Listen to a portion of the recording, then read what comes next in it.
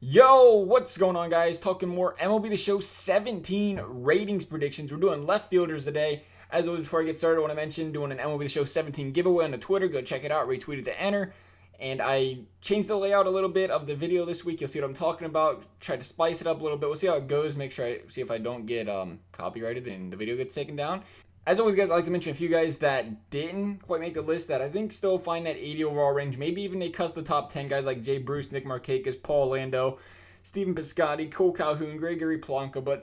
And one guy I want to mention real quick too, Matt Kemp. He was playing right field, for San Diego, and then he moved to Atlanta, went to left field. I didn't realize he was playing left field. I didn't put him in the top 10 left fielders list. He would have definitely made it. I think he hits that gold card for sure next year. Just want to throw it out there for you guys. When he threw 35 homers, 100 some RBIs, definitely worth making a top 10.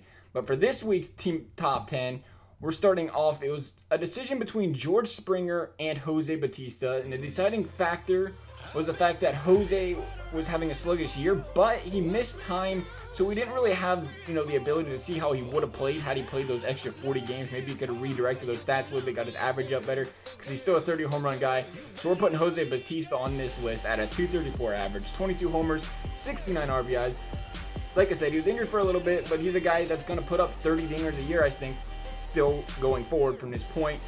About a 250 and 15 with 40 homers. So we're going to give him an 84 overall, much like the end of the MLB Show 16. Number 9 is Mark Trumbo. All of last season, I was vouching for this guy to get a gold card. He ended in the 83, though, 256 average. His average did start plummeting a little bit. 47 home runs, though, first in the league, 108 RBI. First year he's played over 150 games in a season since 2013. Now, he batted 263 in 2015, had a 316 OBP to go with that in this 2016 season, though. I think he finds his way up to an 84 overall, just misses that gold card. I think if he got his average up, he would have been in the gold card range. Number 8 is Yasmani Tomas. Ended at 77 overall, quite surprising to me. 31 homers, 83 RBIs, 272 average, 313 on base percentage. It was kind of his quote-unquote first full year in the big leagues. I say quote-unquote because he still only played 140 games. I think he's an under-the-radar guy, really, but he definitely is a must-watch coming out of, like I said, first quote-unquote full season for him. He definitely has a lot of potential. We're going to bring him in at an 85 overall. Number 7, Hunter Pence. He ended last season at 85, 289 average, 13 home runs, 57 RBIs, 357 on base percentage. And the deciding factor, I think, that bumps his overall up a little bit this year is that 100% fielding percentage.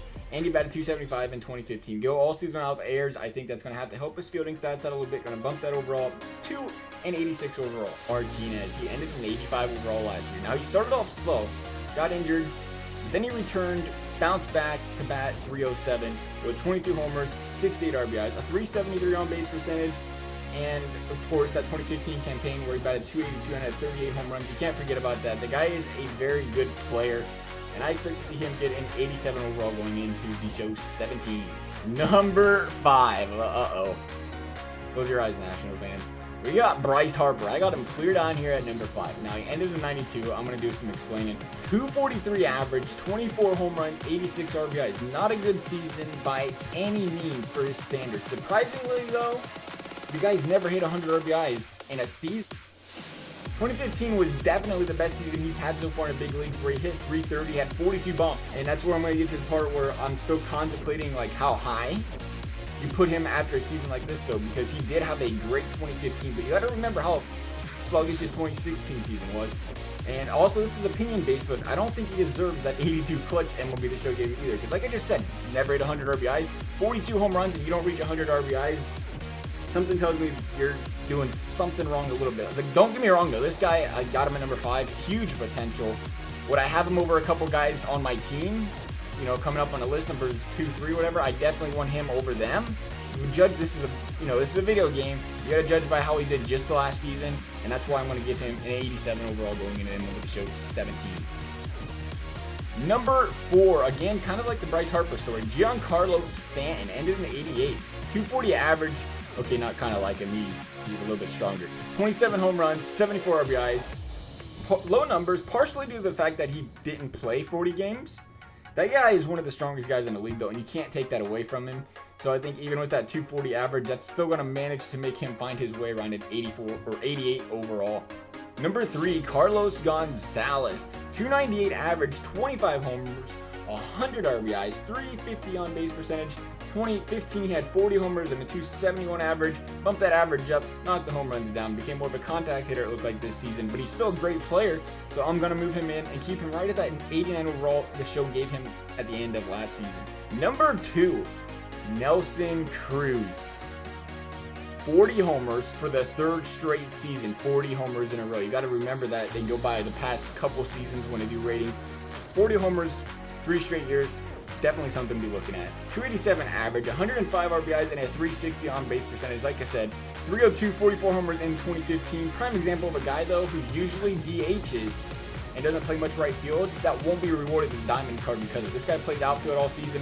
It's going to help his fielding stats out, and I think he's a definite diamond. But just like, David Ortiz last year, he doesn't play a lot of the field, and it hurts so badly on those fielding stats, except Nelson Cruz don't have ones on his speed like David Ortiz did. It hurts him a lot, and I think that's what's going to keep him from being a diamond. Then finally, number 1, seems like a slam dunk. Maybe it's not. You guys have to let me know what you guys think. Mookie Betts ended 96 overall last year, 31 homers, 113 RBIs, 318 average, 363 on base percentage, 26 stolen bases, ended with a 291 average in 2015.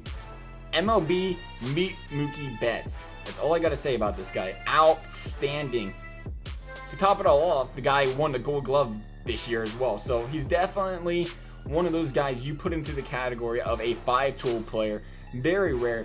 You look at the guy, like I said, 5-tool player, you have to give this guy, I think, at least a 97 overall. I'm going to give him a 98. Could you even see him get a 99? I'd love to hear what you guys think. I would not be surprised at all. 99 overall, you put up numbers like that.